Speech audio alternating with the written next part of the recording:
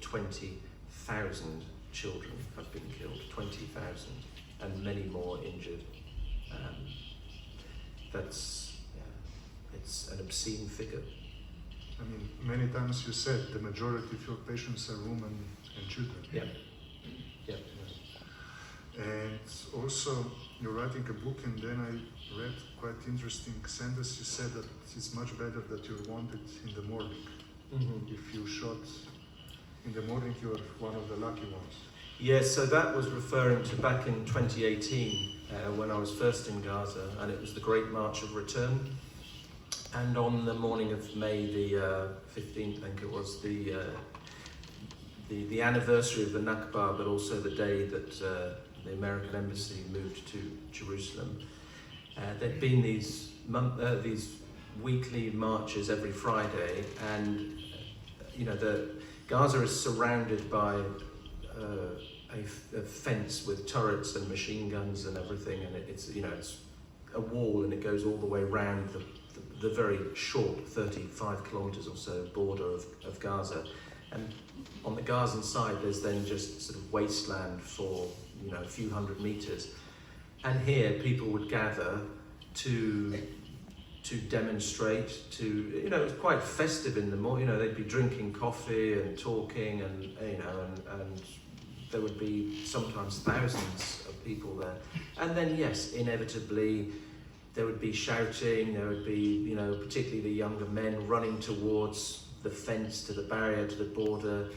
None of them armed, none of them, other than with stones, maybe throwing some stones, a classic slingshot, against heavily armed soldiers, professional soldiers who have high velocity sniper rifles, who have surveillance, who have barbed wire rolls and walls. There's no hope of them getting anywhere, obviously. Then they're not a threat. They're throwing a few stones from 100 meters away. They're not going to do any damage, but they were gunned down like chickens in a slaughterhouse or something. And on that one day, many were shot.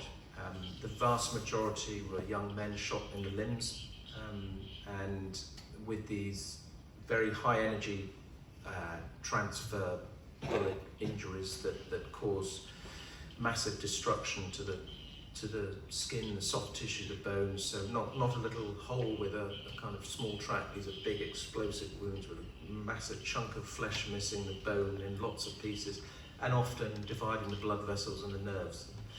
And in a hospital like Shifa Hospital, which is where I was working at the time, there's maybe 12 operating theatres. So when the first patients start to come in, you have 12 spaces, let's say. But then, when the next 12 come in, well, you still have patients in theatre. And the problem is, with those injuries, the first thing you have to do is repair the blood vessel. So those patients that, were shot in the morning earlier on, who had vascular injuries to the blood vessel, they could get into theatre. But, by late morning, patients would come in with vascular injuries, but there was 5, 6, 7 other patients with vascular injuries before them.